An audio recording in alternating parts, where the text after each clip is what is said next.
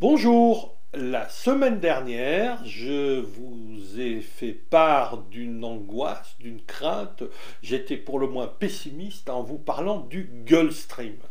Et je vous avais dit que la semaine prochaine, donc cette semaine, je serai beaucoup plus optimiste. Alors je tiens parole. Je vais être effectivement beaucoup plus optimiste. Je vais vous parler de deux sujets. Le premier, et ça c'est formidable parce que je vais encore vous parler du Gulf Stream. Et le deuxième, je vais vous parler du marché de l'automobile en France et en Europe. Alors, le premier, le Gulf Stream.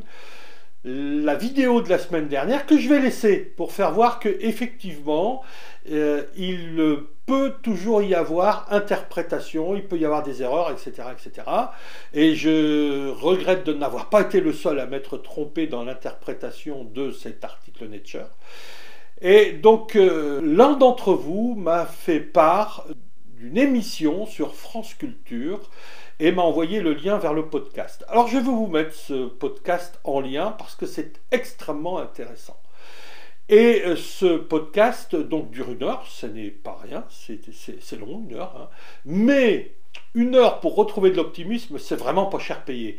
Et pour ce qui me concerne, très sincèrement, je ne regrette absolument pas mon heure et je vous invite à consacrer cette heure à écouter ce podcast. Alors, il y avait deux invités principaux, hein, il y en a eu d'autres, mais il y en a eu deux principalement, des gens très compétents pour parler de ce Gulf Stream justement, donc une spécialiste du climat et un océanographe bien plus compétent que moi et que beaucoup d'autres pour parler de ce sujet-là.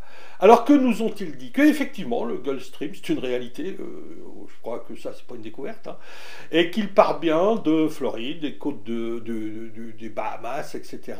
Et que en simplifiant, on a deux branches, une qui va lécher l'Afrique et une autre qui vient lécher l'Europe du Nord, et que donc on a effectivement bénéficie d'eau chaude via ce Gulf Stream. Ça c'est une réalité.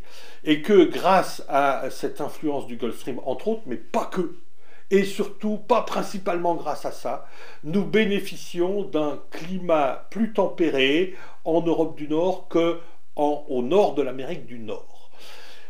Et donc ça, c'est pour le moins intéressant de comprendre ces choses-là. Et donc, ce Gulf Stream, il n'est pas dû, comme la croyance populaire le véhicule, comme je l'ai relayé par le fait qu'on aurait une différence de température d'eau qui est réelle, hein, mais qui n'est pas la cause principale de ce mouvement d'eau, lequel mouvement est très important puisque c'est un courant qui véhicule plus de 300 fois le volume de toutes les rivières et de tous les fleuves de la Terre. Et que ce mouvement se déplace entre 1 et 2 mètres secondes, il y a quelques variations, et donc vous voyez, ce n'est pas rien quand même, hein. Et il n'est pas dû principalement, comme la croyance populaire nous l'a appris, et comme c'est encore véhiculé, comme quoi il y aurait une différence importante de température entre le nord de l'Europe au niveau des eaux, hein, et les Bahamas. Ça c'est vrai, cette différence de température, mais que ce serait grâce à ou à cause de cette différence de température qu'on aurait ce mouvement d'eau, un peu comme un thermosiphon, un peu comme une convection. Et non, ce n'est pas ça. C'est principalement lié à des courants aériens extrêmement importants, très puissants, et qui, eux, sont liés au fait que la Terre tourne sur elle-même. Alors, bon, jusqu'à plus ample informé, elle ne va pas s'arrêter demain, hein. Donc elle se ralentit, mais ce sont vraiment des pouillèmes. Et donc c'est intéressant de savoir qu'aussi longtemps que la Terre tournera, on aura le Gulf Stream. Et que aussi longtemps que le sud de l'Atlantique sera situé là où il est, c'est-à-dire plus proche des tropiques, et l'eau il sera plus chaude qu'au nord de l'Atlantique. Voilà, ça c'est important de le savoir. Et donc que ce mouvement d'eau dont nous bénéficions, hein, on ne va pas le nier, hein, est lié principalement à ça, mais que par contre il y a bien un courant froid qui retourne vers les côtes américaines, qui s'appelle la MOC, et que certains appellent le tapis roulant, et que donc il y a quand même quelques influences climatiques sur le Gulf Stream, sur cette AMOC, etc. Tout ça est largement développé dans ce podcast, et je ne vais pas le redévelopper ici. Par contre, il est important important aussi de savoir pourquoi. Effectivement, on n'a pas le même climat en Europe qu'Amérique du Nord, puisque une chose est certaine, c'est que ce que je disais en ce qui concernait Québec, Montréal, Bordeaux et Lyon, oui, ces villes sont quasiment à la même latitude, et donc on ne bénéficie pas des mêmes climats. Le climat est beaucoup plus influencé par les courants aériens, donc le vent, le fait qu'il passe sur les océans, etc., qu'il passe sur les terres. Et par contre, deux chaînes de montagnes perturbent cet écoulement naturel de l'air suite à la rotation de la Terre. C'est l'Himalaya, mais ce n'est pas ce qui influence le climat, les différences de climat entre l'Europe et l'Amérique du Nord. Ça, ce sont les rocheuses, les montagnes rocheuses. Et donc, ça dévie les courants, et effectivement, le nord de l'Amérique du Nord ne bénéficie pas de la même manière de ces rocheuses que nous en bénéficions nous. Et donc, aussi longtemps que les rocheuses vont rester là, et c'est comme la Terre qui tourne, il ne semble pas que ce soit demain que les choses changent à ce niveau-là, eh bien, nous bénéficierons du climat dont nous bénéficions.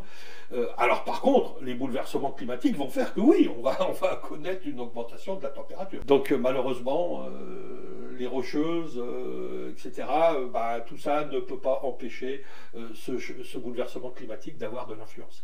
Alors, donc, cette première nouvelle qui me rend optimiste, c'est qu'effectivement, le Gulf Stream ne va pas s'arrêter demain et que son influence majeure n'est pas due aux différences d'eau, mais bien au courant aérien, et qu'on ne va pas avoir ce bouleversement qui viendrait s'ajouter aux autres. Voilà. Alors, le deuxième point dont je vous ai parlé, et là j'ai pris quelques notes pour être sûr de ne pas me tromper, c'est le marché de l'automobile en Europe et en France plus particulièrement. Alors, je vous livre des chiffres issus de relevés qui comparent le premier semestre 2019 et le premier semestre 2021, parce qu'il faut comparer ce qui est à peu près comparable, sachant que le semestre 2020 a été très largement perturbé, comme vous le savez, par la Covid, les confinements, etc., etc. Alors, le premier semestre 2021 fait apparaître une baisse des ventes d'automobiles neuves en France de 22% globalement par rapport au premier semestre 2019. Donc c'est quand même considérable. Et le mois d'août 2021 comparé au mois d'août 2019, c'est moins 38%. Et c'est encore plus. Et au niveau de l'Europe, les chiffres se rapprochent un peu des nôtres, puisque c'est moins 24,3%. Donc vous voyez, c'est considérable. Alors, également, au niveau de la répartition des modes de propulsion de ces véhicules neufs.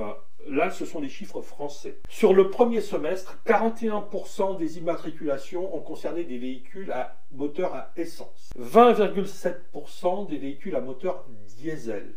Et pour la première fois, depuis extrêmement longtemps, en août, les immatriculations de véhicules à moteur diesel sont passées en dessous de 20%. 6% concernent les véhicules avec des moteurs au gaz ou au GPL. On a 18,9% qui concernent des véhicules électriques hybrides non rechargeables. Alors ça, je le regrette un peu parce que ça ne me semble pas être quelque chose de très pertinent, si ce n'est que ça permet aux fabricants d'automobiles qui avaient des modèles à propulsion par moteur à explosion de continuer à nous les vendre avec des moteurs plus petits, toujours à explosion, qui entraînent des génératrices et qui stockent un peu de courant. On récupère les décélérations, etc. Oui, ok, mais on transporte tellement plus de charge qu'au final, c'est pas un bénéfice. Voilà. C'est pas un bénéfice sur les consommations à l'exploitation, mais ça n'en est surtout pas un sur les consommations de ressources à la fabrication. Donc ça, c'est pas une très grande nouvelle. Mais par contre, ce qui est important, c'est que 25% des véhicules immatriculés sont des véhicules à orientation électrique, on dira. Peut-être que l'hybride, c'est un passage vers autre chose. Je l'envisage comme ceci. Mais ce qui est important, c'est qu'il semblerait que ces baisses d'immatriculation soient le reflet d'une baisse de l'utilisation des véhicules à moteur à explosion.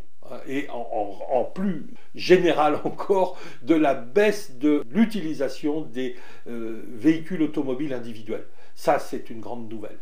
Je tenais à vous en faire part. La semaine prochaine, je vais continuer dans l'optimisme. Soyez aussi optimistes.